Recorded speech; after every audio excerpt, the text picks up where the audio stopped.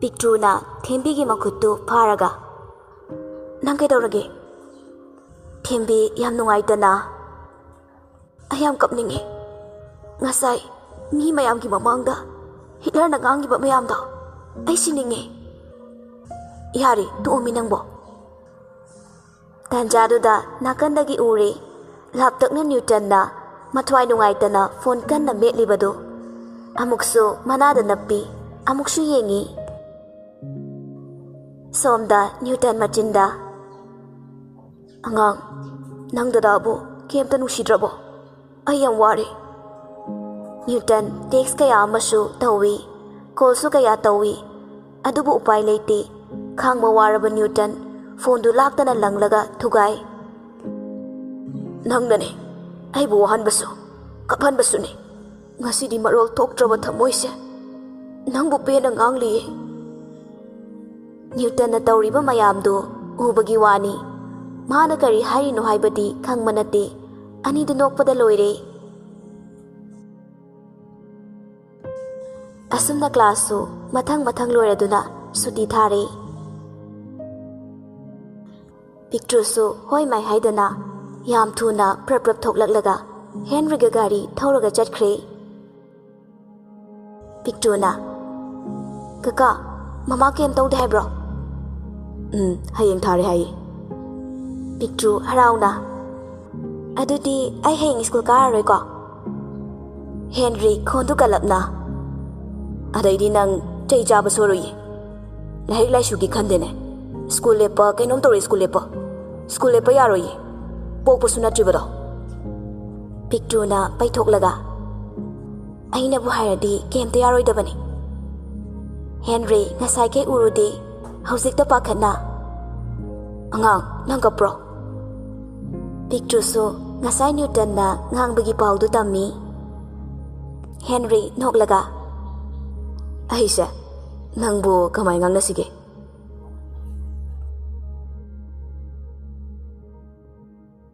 numidangi matamni Newton gi mitta picture uraga leire magi wahi wata mayamdu taraga leire display chaklaba machet khakta uriba phone du dagi mamang da thana khiba message mayamdu amuksu paraga mamon nokjarei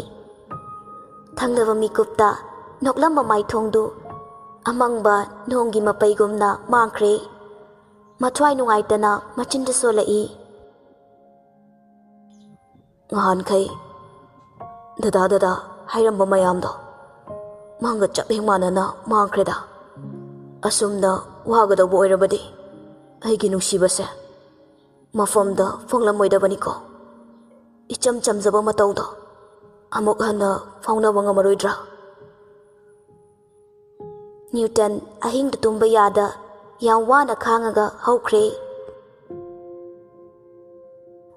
mathangi numitni picture ge Henry gasu school ai Thembina bhai nangbu ngawbro amung faradi ngarang do class 10 ki cheche ama phai haibani aduna amuk check tawradi picture pakhatna aidi kamai tawne aikhoi ma do hospital da lei aduna horen chatoini adudi nang hano zat hayuse natradi amuk farak tani ba ngarang su phai ba ngasi su amo adu bai principal gi kada amte chatlusira bel takre oza sangani haibaga tawbaga talaktuda oza nupi khara changai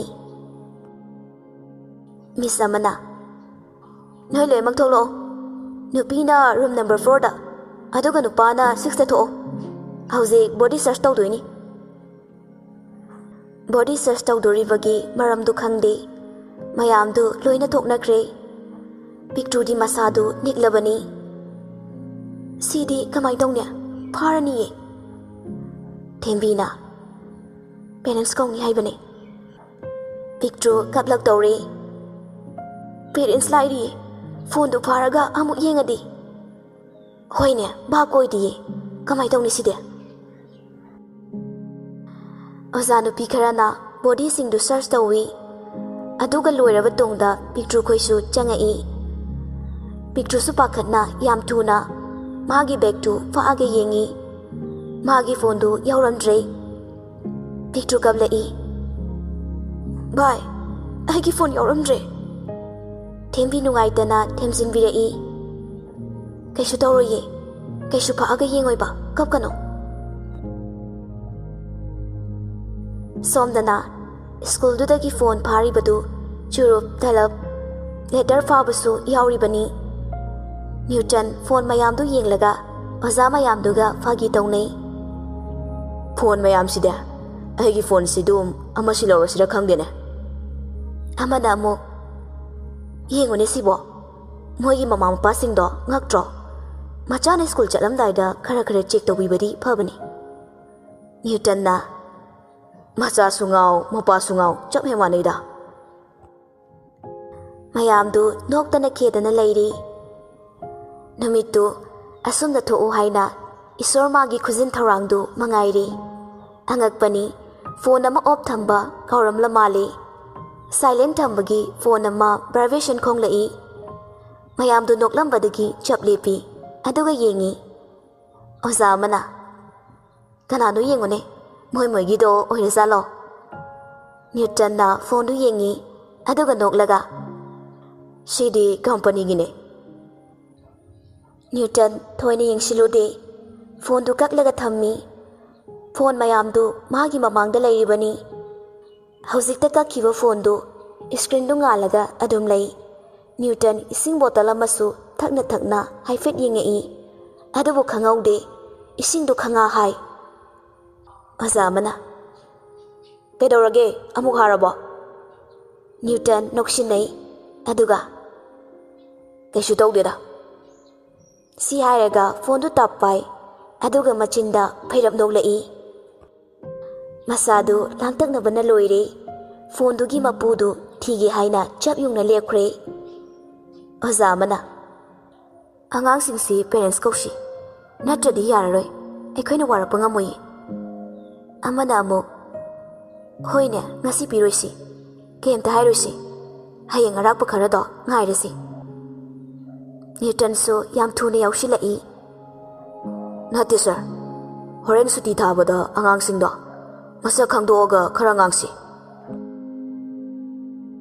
ꯑꯁꯨꯝꯅ ꯑꯣꯖꯥ ꯃꯌꯥꯝꯗꯨ ꯋꯥꯔꯦꯞꯅꯔꯦ school ꯁꯨꯇꯤ ꯊꯥꯕ ꯃꯇꯝꯅꯤ ꯃꯌꯥꯝꯗꯨ ꯂꯣꯏꯅ ꯑꯃꯨꯛ assembly ꯇꯧꯏ ꯐꯥꯔꯤꯕ ꯄꯣꯠꯁꯤꯡꯗꯨꯒꯤ ꯃꯄꯨ ꯄꯨꯊꯣꯛꯂꯒ ꯉꯥꯡꯕꯗ ꯂꯣꯏꯔꯦ ꯅ꯭ꯌꯨꯇꯟꯅ ꯉꯁꯥꯏꯒꯤ ꯐꯣꯟꯗꯨ ꯁꯨꯝ ꯄꯥꯏꯔꯒ ꯂꯩ ꯊꯦꯝꯕꯤ ꯌꯥꯝ ꯇꯞꯅ ꯀꯩꯅꯣ ꯚꯥꯏ ꯅꯪꯒꯤ ꯐꯣꯟꯗꯤ ꯑꯗꯨꯅꯦ ꯀꯩꯒꯤꯅꯣ ꯑꯩꯒꯤ ꯀꯧꯔꯛꯇ꯭ꯔꯤꯁꯤꯕꯣ ꯁꯥꯔꯅ ꯂꯣꯏꯅ ꯀꯧꯊꯣꯛꯈ꯭ꯔꯦ ꯑꯇꯩꯗꯤ ꯑꯁꯨꯝꯅ ꯉꯥꯡꯅꯔꯤꯉꯩ ꯇꯥꯟꯖꯥꯁꯤꯗꯅꯤ ꯅ꯭ꯌꯨꯇꯟꯅ ꯁꯤꯕꯨ ꯀꯅꯥꯒꯤ ꯐꯣꯟꯅꯣ ꯐꯣꯟꯁꯤꯒꯤ ꯃꯄꯨꯗꯨ ꯊꯣꯔꯛꯎ ꯉꯥꯏꯍꯥꯛꯇꯨ ꯀꯅꯥꯝꯇ ꯊꯣꯛꯂꯛꯇꯦ ꯃꯤꯅꯠ 2ꯃꯨꯛꯇꯤ ꯍꯧꯈ꯭ꯔꯦ ꯅ꯭ꯌꯨꯇꯟꯁꯨ ꯁꯥꯎꯅꯤꯡꯅ ꯂꯥꯎꯔꯛꯏ ꯑꯩꯅ ꯍꯥꯏꯁꯤ ꯀꯅꯥꯗꯅꯣ ꯃꯁꯛ ꯈꯪꯉꯕꯗꯤ ꯅꯥꯇꯩ ꯀꯌꯥ ꯆꯥꯔꯣꯏꯀꯣ ꯅꯁꯥꯅ ꯈꯪꯅ ꯊꯣꯔꯛꯎ ꯍꯟꯗꯛꯀꯤ ꯋꯥꯍꯩꯗꯨꯗ ꯃꯌꯥꯝꯒꯤ ꯃꯔꯛꯇꯒꯤ ꯈꯨꯠ ꯑꯃ ꯊꯤꯡꯒꯠꯂꯛꯏ ꯅ꯭ꯌꯨꯇꯟ ꯃꯃꯤꯠꯇꯨ ꯆꯥꯗꯣꯏꯒꯤ ꯌꯥꯝꯅ ꯈꯧꯔꯥꯡꯅ ꯀꯅꯥꯅꯣ ꯍꯥꯏꯅ ꯌꯦꯡꯉꯤ ꯃꯌꯥꯝ ꯄꯨꯝꯅꯃꯛꯁꯨ ꯊꯥꯡꯒꯠꯂꯛꯏꯕ ꯈꯨꯠꯇꯨ ꯀꯅꯥꯅꯣ ꯍꯥꯏꯅ ꯌꯦꯡꯉꯛꯏ ꯅ꯭ꯌꯨꯇꯟ ꯃꯗꯨ ꯎꯕꯗ ꯉꯛꯂꯤ ꯃꯃꯤꯠꯇꯨ ꯀꯨꯞꯅꯤ ꯍꯥꯏꯕ ꯀꯥꯎꯕ ꯃꯈꯩ ꯌꯦꯡꯉꯤ ꯃꯆꯤꯟꯗ ꯅꯪ ꯏꯂꯤꯖꯥ ꯃꯌꯥꯝ ꯃꯥꯡꯗꯨꯗ ꯊꯣꯔꯛꯏ ꯑꯗꯨꯕꯨ ꯂꯨꯛꯊꯔꯒ ꯅ꯭ꯌꯨꯇꯟꯒꯤ ꯃꯥꯡꯗ ꯂꯦꯞꯄꯤ ꯁꯣꯝꯗ ꯅ꯭ꯌꯨꯇꯟꯗꯤ ꯋꯥꯈꯜ ꯑꯃꯗ ꯂꯩꯈ꯭ꯔꯦ ꯄꯤꯛꯇꯛ ꯇꯧꯕ ꯉꯥꯡꯂꯤꯕ ꯁꯤꯝꯕꯥꯜꯗꯨ ꯅꯣꯛꯐꯦꯠ ꯇꯧꯔꯛꯏ ꯃꯤꯁ ꯑꯃꯅ ꯉꯁꯥꯏꯗꯩ ꯊꯣꯛꯂꯛꯑꯣꯅ ꯂꯥꯎꯔꯤꯁꯤꯕꯨ ꯀꯩꯝꯇ ꯇꯥꯗꯕ꯭ꯔꯣ ꯅꯪꯅ ꯇꯨꯃꯤꯟꯅ ꯂꯩꯔꯤꯗꯨꯕꯣ ꯏꯂꯤꯖꯥꯅ ꯁꯣꯔꯤ ꯃꯤꯁ ꯅ꯭ꯌꯨꯇꯟ ꯏꯂꯤꯖꯥꯒꯤ ꯃꯅꯥꯛꯇ ꯆꯪꯉꯛꯏ ꯏꯂꯤꯖꯥꯗꯤ ꯀꯤꯕꯅ ꯂꯣꯏꯔꯦ ꯐꯨꯔꯛꯀꯗ꯭ꯔꯥ ꯈꯟꯅ ꯑꯗꯨꯕꯨ ꯅ꯭ꯌꯨꯇꯟ ꯐꯣꯟꯗꯨ ꯌꯦꯡꯉꯤ ꯑꯗꯨꯒ ꯅꯣꯛꯃꯤ ꯇꯧꯔꯒ ꯉꯁꯥꯏꯅ ꯊꯣꯛꯂꯛꯎ ꯌꯥꯗ꯭ꯔꯣ ꯑꯉꯥꯡ ꯃꯆꯥ ꯅ꯭ꯌꯨꯇꯟꯅ ꯌꯥꯝ ꯅꯨꯡꯁꯤꯅ ꯍꯥꯏꯔꯛꯄ ꯋꯥꯍꯩꯗꯨꯗ ꯏꯂꯤꯖꯥ ꯉꯛꯅ ꯃꯃꯤꯠꯇꯨ ꯀꯤꯔꯨꯞ ꯇꯧꯔꯒ ꯌꯦꯡꯉꯛꯏ Newton masindu phaina noklaga kaigino tumina laride kedorage se lauro tanja aduda karom daino khangaude ngarak pina lakpadawna lawai lutondagi laglai kari migi phone si magi ni gaina Newton so ngakna yengai atai kana sunati picture oiraga leirami Thembi manadu melaga as naga loise gaire picture Eliza gi manakta changsilai sise nangine bhojikida mani kaino aigine picture na phone du Eliza gi makhutagi mundo gi tawi Eliza so pidana bahaiduna picture bi inthora ani du foina dogi tora oza kharana tauraga khamdo moyani mak phure Thembi su picture bu phuba ubada Miss phone do ekoi picture gine anu sumi changchanga kaino bema ekoi Eliza gine oza singduna namdana khamdo Newton di taunariba mayamdu ngakna maya kaba makai tingak yengduna lei Miss Duna kaino noini tawrisa sisi kanagi phone piro sida phone Eliza na ozadu da pire adugo ozana Eliza nangi phone na kai phone Eliza yam kakna aigidi opone picture na aigis opone ibema Miss Duna phone se opone ado kaino cover su chak manaba Eliza na aigidi Tom and Jerry hapane picture na aigi su hape ngayak tang du kari haidoino haifom khangdre Henry na phone du lauraga yengi aduga noina phone sigi khanadana tawrida ngasaidagi yengena yengmane school sidagi thokiba pambra irang farang tawbagi langfom oino bro nasagi standard tuga chanabra yengo Eliza so picture so tumina luktharaga leire Henry sauna nako ka duk yawdaba ngasine last warning ni nohini maksida la ani do amoksi yengnei chatta yadraduna Henry gi manak tamna yam kina sangsilli Henry Eliza don sillaga wallpaper se nangira Eliza phone du lauragi yengi CD aigina tiye picture na phone du ta pairaga aigi photo hapasu nangina hage hero Eliza mamito laukthora sise nangya editi nathaunate si haraga picture phone gi lok tu hangi aduga mayam du utli tu si aigine aina ngasaidagi ozana phune na kidana lotpane Eliza peri peri tauraga kaino aigi phone di kadaino Henry na ngai ko nang taseng na phone phakibra hoi sir aigi sadagi ne ngasai body search tawbada phakibane misuini na chuini na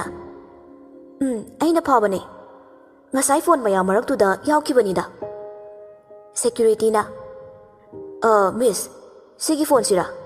staff room da taraga leirame phone du ubada Eliza momonok lai thank you sir Newton di tawriba mayam du ngakle wakhal du chamam nei maram de Newton gi thamoi da nushina thamiba magi angang machana yam toina thaba photo ni Newton madu ubada ngayak tang di magi angang machani khalubani adubu oiramoidra khanna kangaunare asumna mayam du assembly loiraga thorai Thembi ga picture ga harauna picture na daudiba ngaside Thembi noklaga aidi mihulga sudrabani bema tungdagi Eliza na oi nangi sakto photo ga de full edit ni ko nangi photo yenglaga lakpa midudi nangna sakhangaroibo picture na na thaurai bro idili irangla tawning tawni aada khatnabadu pendraduna moi mari mangadu amu khanarai talaktuda Newton su sangsilai aduga khondu kandakna la noini sida la phone du puraga la mayam du tumin na leinakre adubu Newton magi machingdu lai aina haisi kanadano picture magi phone du pi aduga Eliza su pirai Newton Elizada se nangi se lok hango Eliza lok tu hangi Newton atai de changde gallery da hana changi mamitu faina yengaga sisu hango Eliza la study wakala malai Newton mabu pamira haina su khalai Newton gallery da yengba loiraga whatsapp tu amuk changi sisu lok thamba Eliza do magi phone da yauriba appum namak lok thamdaba amate hek yaude YouTube phauba thamlibani Newton phone du piraga yare nang chalo Eliza hoi chatkraba tungda picture gi phone do amuk yengi se nangi su hango picture thembi da pakhatne yengi thembi michi khachili Newton na mami tu khuzilaga aina haisi kanadano aise nasungna manabira picture su kiduna hangda yadabagi phone du hangi phone du hek hangbaga Newton khangnong nong thorai thembi picture da lona illi picture su masu khangdena ingitawi Newton machinda kaino mathong yam chadeda ahanwada gallery da yengi yauriba photo mayamdu ubada ngai mamitu lakthoklaga yengi picture ga thembi ga du haiba ngamda yam tapna sir chalage thingeba Newton di aduga taba nate masadu ngai haktang koktaina ton phauba tu chungkhre amokso WhatsApp tu changduna yengi hek changbaga unknown number ama yauri badu ategi nate magi DP thammi mingdi sep leramdre makadana Kaka haina su sep yauri unknown number du da changlaga yengi moyani na thana khiba message mayam du ubada Newton makok tu pairaga haifam khangdana harauba nungaiba kaya amasu phaurai somda Henry picture na lakmandabadagi horn pirai picture so araba khangdana sir ai somda thengeba asi hairaga phone du tap laklaga picture chenkre Newton ngakna mami du lakthoklaga yengaga lehawi thembi su kemta haidana chenbana pharani khanduna chenkre Newton ngasigi thoiba thodok mayamsi manga chap hemanai karino haiba masana gyan tajade kaino ngasi sibo mangla dai bangla aduga mana ai ga ngang macha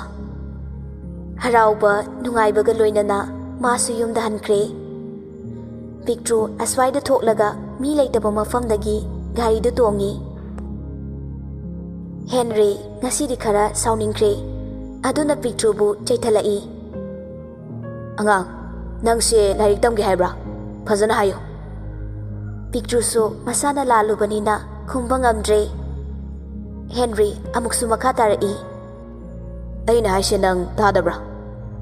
picture yam kina tamna hairai Kaka sorry aduk tamningdana tamdok saruk pudine toktho nangna dumai tawraga mayamna khangnaraga ne akhoigi ijat haram oiba thabakni picture mapi ra chelei khonjel nikna Kaka ai matungda pura aroye ngasai do nangonda pige tawbane kawkhibani class loiraga mamagi nakta chatpada punabani kapira wahai ama haibaga kaptogi tawi kaptringaida nangna tawrido chumbra haina hana khallo tanja duda tombigi phone lai picture so khatli hello baba tombi harauna Thuibi, nangi inaw nupa ama phangine he. Pictru harauna. Aseng bayro paba, mamadi kem ta tawdraba. Tawdre. Adudi paba, ai Kaka ga laage thamiko. Asawa mayamdu loina phathakre momonok lai. As ai diva. Sireda. Changma ngamaroi ko. Onthok nei kai dawrida. Inaw pa phangmugi haraure. Ai gina kamdawba. Asumna moisu hospital tamna lai. Laima koisu leirami. Pictru chensilaga phamungda fan chongkhatli. Aya, inaw macha. Mitku makok tu pairaga yam tapna. Thuibi, koksi yadre lenganune. Laimana. Ibema kumo makok nuwairamoine. Pictru angangdu pamlaga harauna nungsina chupirei. Chechegina naw macha. Tombina. Kaino Henry di kaide lehore.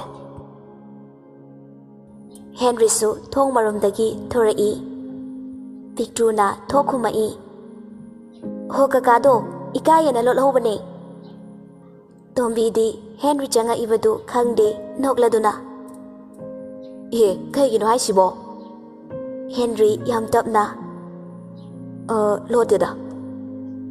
Asumna mayamdu nokedana wari watai tauri. Somdana Newton tumba fawba hek yadre. Haraubana loire. Matomta wakhalsu pangnungda nungai.